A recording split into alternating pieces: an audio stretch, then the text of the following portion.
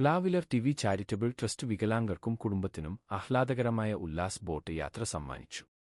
കൊച്ചി പ്ലാവിലർ TV charitable trust chairman Johns സമൂഹത്തിലെ ദുർബല വിഭാഗങ്ങളോടുള്ള തങ്ങളുടെ പ്രതിബദ്ധത ഒരിക്കൽ കൂടി തെളിയിച്ചു.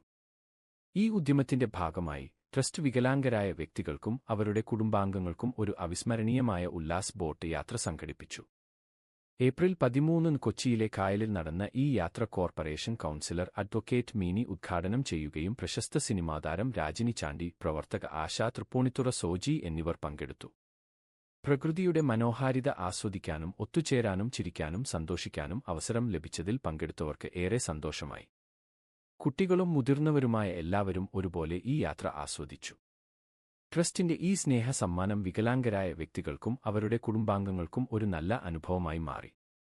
പ്ലാവിലർ TV charitable trust coordinator Prince ഈ സംരംഭത്തിന് പിന്തുണ നൽകിയ എല്ലാവർക്കും നന്ദി അറിയിച്ചു.